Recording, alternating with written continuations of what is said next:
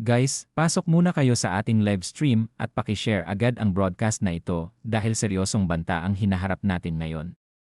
Huwag kayong magpapadaya sa balita na pinalalayo na si Bagyong Inday at lumalabas na ng ating bansa.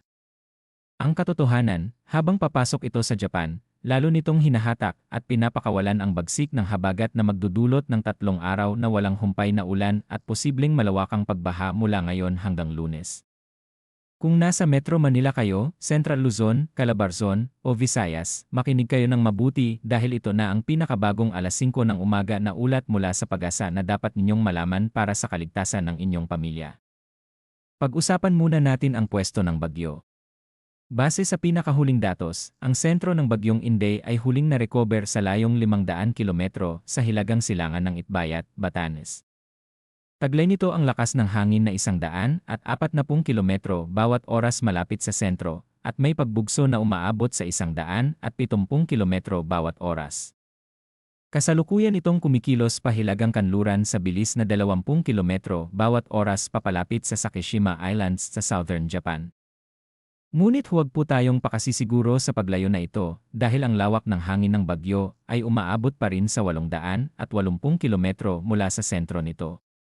Ibig sabihin, dambuhala pa rin ang sakop ng bagyong ito. Dahil dito, nakataas pa rin ang Tropical Cyclone Wind Signal No. 2 sa hilagang bahagi ng Batanes, partikular sa isla ng Itbayat. Ang mga lugar na ito ay makakaranas ng mapaminsalang hangin sa loob ng 24 na oras kaya mag-ingat po kayo sa mga lilipad na bubong at mabubuwal na puno. Nasa ilalim naman ng Signal No. 1 ang nalalabing bahagi ng Batanes, ang buong Babuyan Islands, at ang hilagang bahagi ng mainland Cagayan tulad ng Santa Ana, Gonzaga, Santa Teresita, Bugay, Camalaniugan, Apari, Ballesteros, Abulub, Pamplona, Sanchez Mira, Claveria at Santa Praxedes.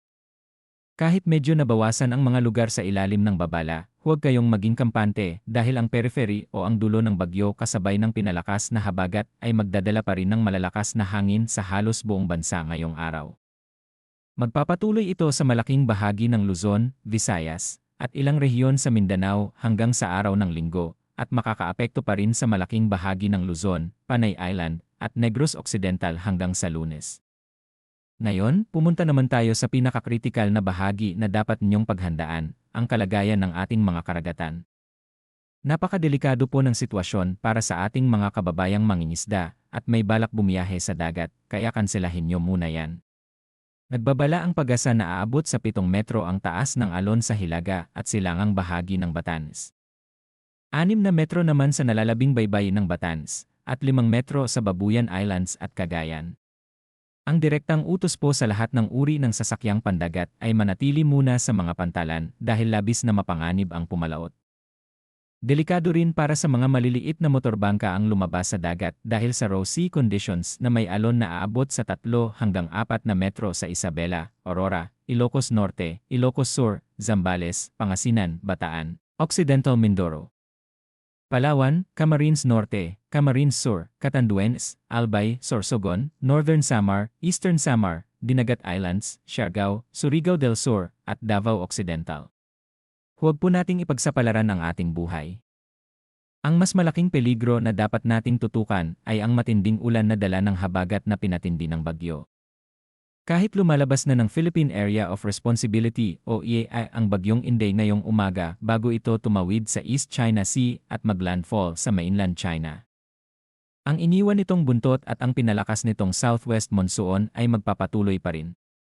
3 araw na seryosong ulan ang haharapin natin, at dahil ilang araw na tayong inuulanan, ang lupa ay basang-basa na kaya napakataas ng tsansa ng biglaang pagbaha at pagguho ng lupa o landslides sa mga gilid ng bundok at mabababang lugar. Pakiusap po, i-share natin ang live stream na ito sa inyong mga profile, sa mga group chats, at sa inyong mga kamag-anak para lahat ay makapaghanda at walang mabigla. Ihanda ang inyong mga emergency lights, pagkain, malinis na tubig, at gamot. Kung malapit kayo sa sapa, ilog, o paanan ng bundok, mangyaring makipag-ugnayan agad sa inyong barangay para sa ligtas na paglikas kung kinakailangan. Huwag nating hintayin na tumaas ang tubig bago tayo umaksyon. Manatili tayong ligtas, sumunod sa babala ng inyong mga lokal na opisyal, at magkita-kita muli tayo sa susunod nating live update. Maraming salamat at mag-ingat po ang lahat.